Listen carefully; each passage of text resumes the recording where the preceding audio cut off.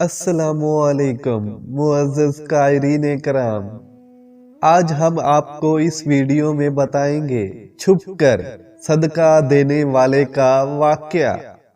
ایک آدمی نے سوچا کہ میں آج رات کو ضرور صدقہ کروں گا۔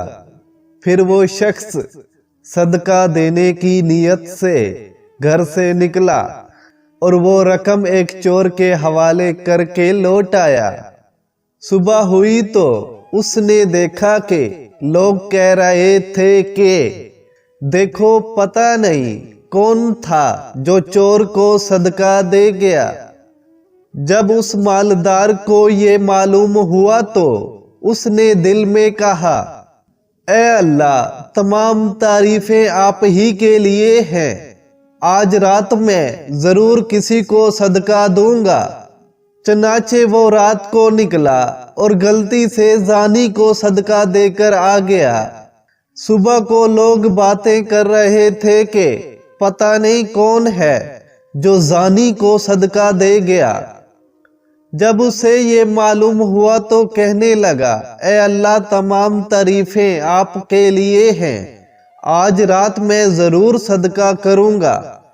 پھر وہ اپنا صدقہ لے کر نکلا اور غلطی سے مالدار کو صدقہ دے کر آ گیا۔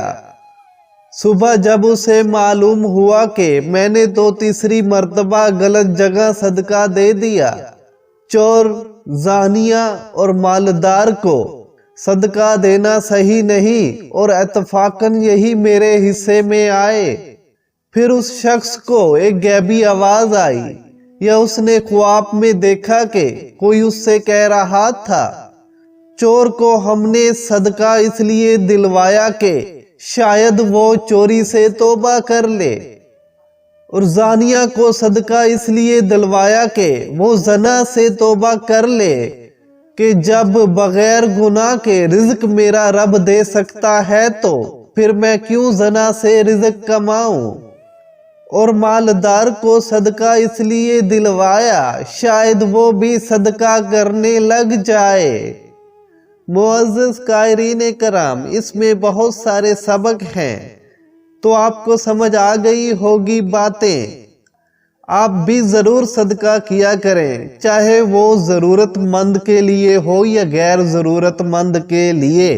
اس کی نیکی آپ قیامت کے دن اللہ تعالیٰ کے ہاں پا لیں گے۔